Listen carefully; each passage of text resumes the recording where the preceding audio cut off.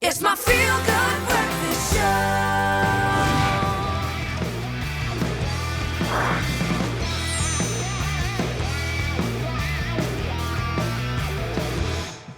Yay! We're still shaking it in to your Feel Good Breakfast Show, everybody. Thank you so much for joining us.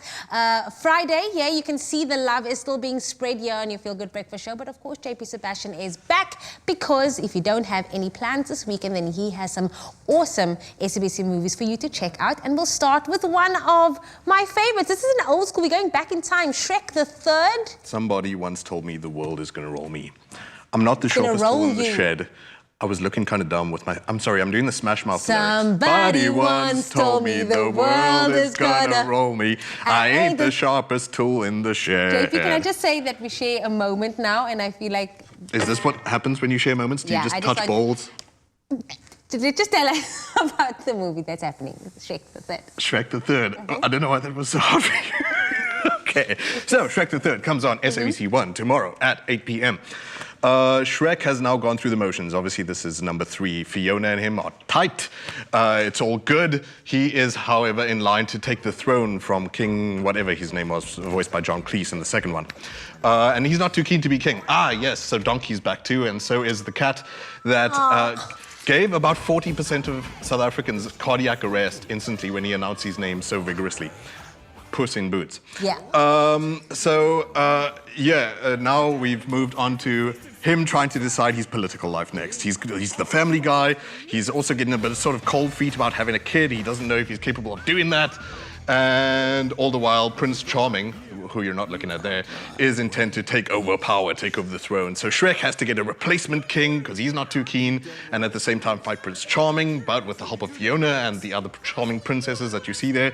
All the usual fun, like you said, it's an old school one, we all know it. But like what I love about these is, while this is not obviously as strong as like Shrek 1 and whatever, like we forget how we love stuff like, say, the Lego movie, or we love 21 Jump Street and all this Lord and Miller kind of stuff and whatever. But like, voiced by Mike Myers reminds me that like the spoof stuff in this was so strong, like the satirical stuff, like comparable to... Okay, this was stronger than Austin Powers for me, the whole of the Shrek series. I'm just talking about Austin Powers because of Mike Myers. Anyway, all of you have some fun, maybe good for Valentine's Day. I know it's the day before, but Shrek the Third is 8 p.m. on SABC 1 on Saturday. Setting the mood for Valentine's Day. I think this is the perfect one before we get to Valentine's Day. But then, of course, Valentine's Day is here, and then we have Man on Fire. Is that a Valentine's Day movie for you? I don't know. Denzel Washington going ham on Mexican gangsters? No? Listen, when a man goes ham, that is sexy. Yeah, like, so this is the thing. Like, not everything needs to be Notting Hill and Love Actually. Exactly. Do you have, like, a go-to where you're like,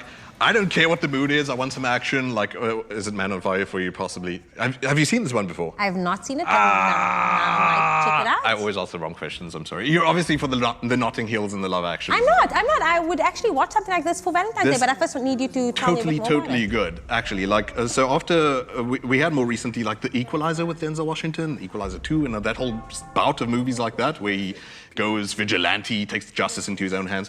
This was the one that set that pace for him. Man on Fire is so good, and all of those really don't compare.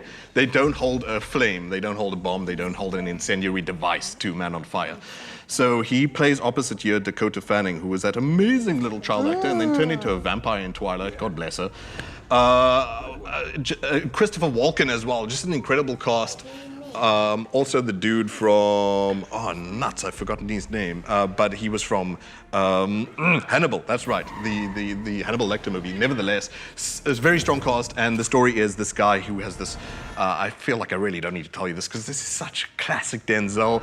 He's got this past where he used to be special forces, he's ex-military, and he's trying to put that violence behind him. He's looking for redemption in a way, not outwardly, but he finds this chance in being a bodyguard to a child.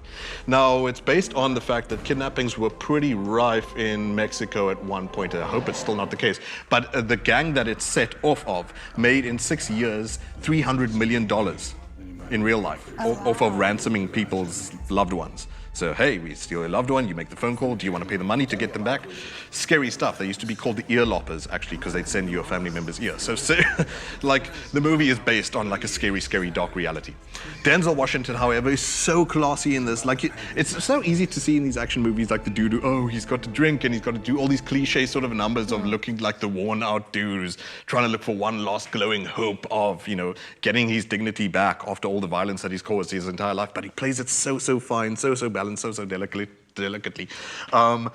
Actually, this was the one that turned him around. Before Man on Fire, he was almost threatening to say he was bored of acting, is what... Denzel Washington? Yeah. He might have ended up, you know, retiring or doing something different, but this was a total gear change for him, going action man, going full Charles Bronson style, like I said, taking justice into his own hands.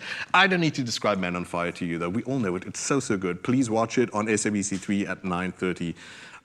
Definitely a romantic kind of vibe to it. No, there's not. When is this taking place? 9:30 p.m. on SABC 3 on Sunday. On Sunday, so perfect Valentine's Day. If you don't have a date, you have one with Denzel Washington on SABC 3. But thank you so much, JP Sebastian, for all your knowledge with regards to SABC movies happening this weekend. Let us know what movie you'll be watching this weekend.